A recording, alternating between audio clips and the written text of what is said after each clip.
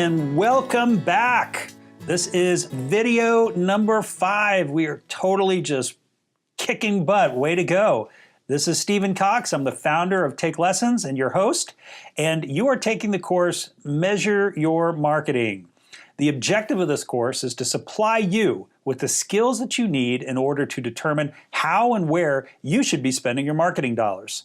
So far, you've learned 4 acronyms that will help you measure your marketing.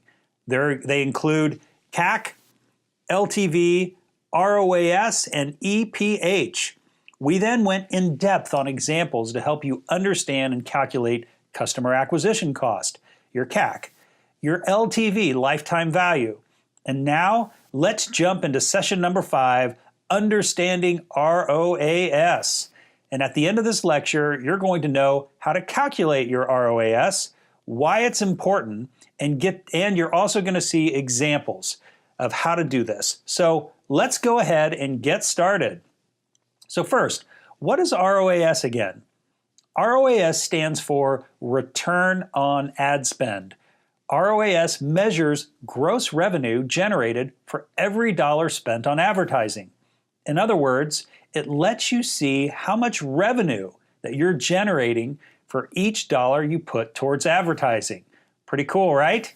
So knowing your ROAS allows you to see how effective that one advertising channel is relative to other channels that you could perhaps be using. So then what you can do is make smart decisions on which channel to pay more attention to, and then which channel perhaps isn't working quite as well. And of course, the goal is to make more revenue than you're spending. Now, let's show you how to calculate ROAS. To calculate ROAS, you first need to take a look at one channel at a time. And we know what channel is. A channel is just specifically one area of marketing that you're using to perhaps drive people to your business. So first, calculate the total revenue earned from that particular channel. Then, calculate your total advertising costs for that channel. Then, divide your ad spend by the revenue that you've earned. This calculation will give you your ROAS, and it shows you that for every dollar that you're spending on advertising, it generates X dollars worth of revenue. Why don't we walk through a couple examples to really sink it in? So, remember Erin? Originally from Europe, Erin studied music and music performance at Berklee School of Music. He now lives in Atlanta, and he teaches guitar and French, and he's teaching both online as well as in person. Now, if you remember, Erin uses several different marketing channels in order to secure new students. Let's pick a couple of these channels as an example. First, let's take a look at Facebook. Erin did his first Facebook ad campaign, and from our prior videos, if you remember, we saw that he received 2 new students, and they had a total LTV of $1,175. We also calculated that he had spent a total of $558 to acquire those students. From these 2 numbers, we can now calculate Erin's ROAS. Dividing $1,175 by $558, or by dividing total revenue by total spend, we can see that Erin's ROAS is 2.11. That means for every single dollar that Erin is spending in marketing, he is making back $2.11. Super cool, right? So this is what the power of these sorts of calculations can show you. So let's walk through another example. Erin is also a member of TakeLessons.com, my awesome, wonderful company that I'm in love with. So from our prior example, Erin booked a student through Take Lessons, and that student had stayed for about 20 sessions. During that time, the total billings were $1,000. Now, instead of charging up front for those advertising dollars, Take Lessons gets paid when you do. So in this particular example, Take Lessons' percentage split was $250. Erin's split was $750.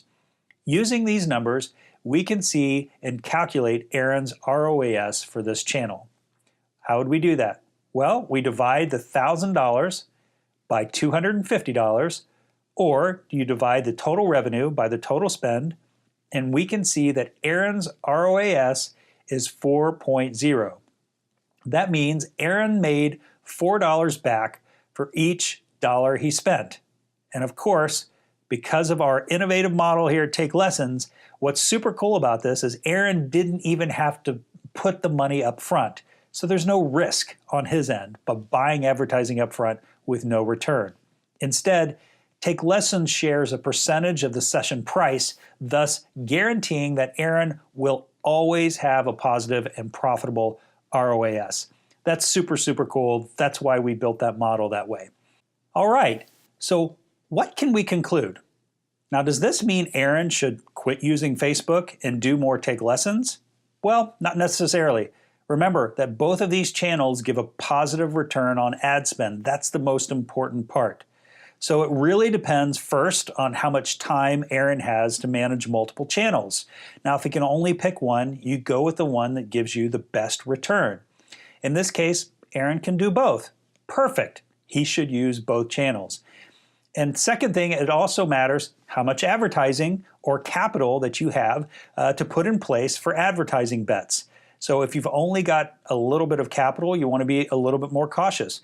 Of course, if you can find gigs like Take Lessons where there's no upfront capital, do those all day long, so as long as the return is there for your spend. The simple rule is that you want to spend your time and your money on the channels that give you the highest return for your cost. Let me repeat that. You want to spend your time and your money on the channels that give you the highest return for your cost. Always remember that these calculations are here to provide you direction and signals. Now it's up to you to interpret that information and then make the business decisions that's going to be right for your business. That's the best thing that you can do.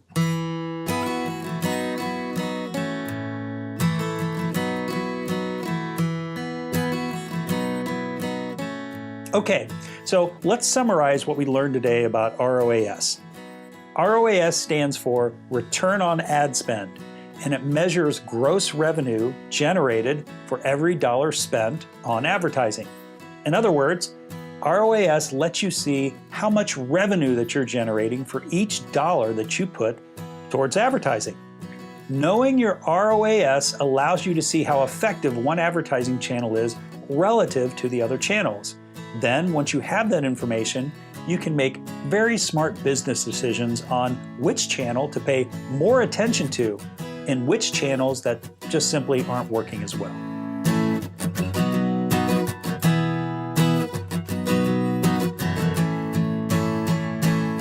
All right, are you ready for your assignment for the day?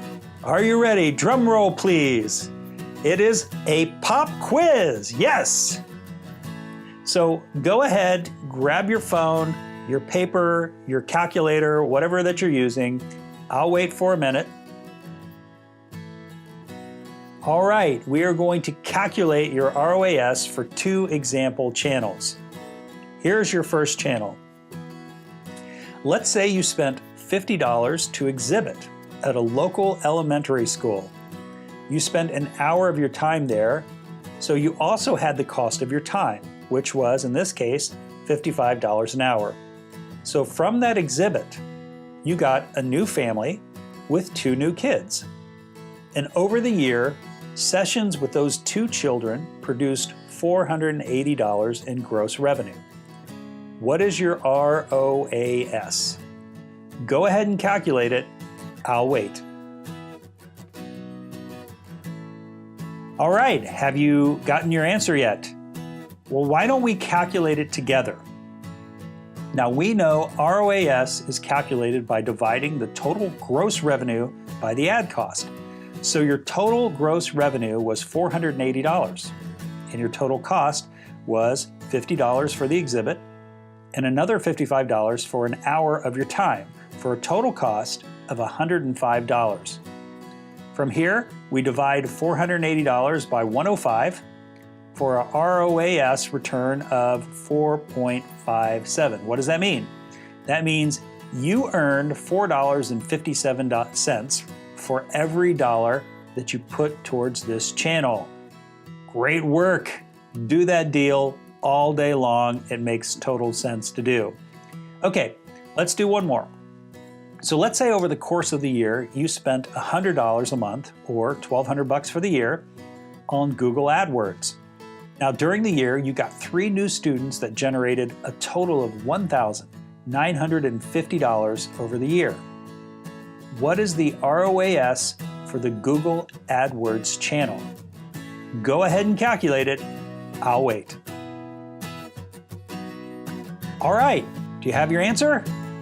I hope so, because we're going to calculate it together now. Are you ready? Here we go. Total gross revenue was $1,950, and the cost was $1,200.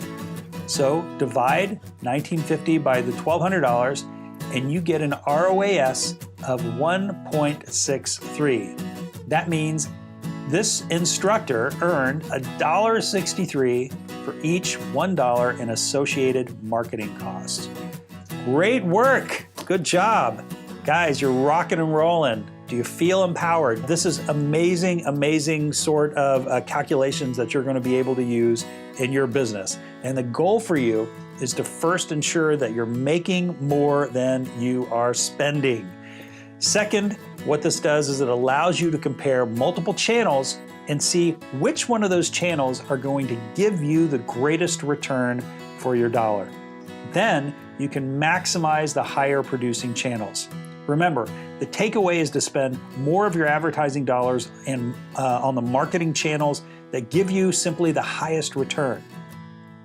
Of course, if you try a channel and it produces less than 1.0, what that means is you are losing money on that channel, and you should consider stopping or at least revising the marketing campaigns that's associated with that channel. All these tools do is provide you data. Your job is to spend the time analyzing these data, think about it, interpret the data, and then make business decisions based on what you learned.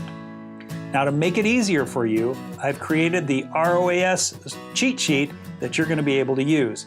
Now, with this cheat sheet, you'll be able to very quickly calculate your ROAS, and you can find it here at tinyurl.com/measureyourmarketing. That's tinyurl.com/measureyourmarketing. All right, guys, you're doing incredible. I hope you feel more empowered. I hope you feel like you have a better sense of control on where you should be spending your money. That wraps up this 5th video. And in the next lecture, we're going to dive deeper into earnings per hour, or EPH. And you might be amazed to find out that you're not actually earning what your rate states. I'll see you then. Hope you have a wonderful rest of your day. You're doing great. One more video. I'll see you on the other side.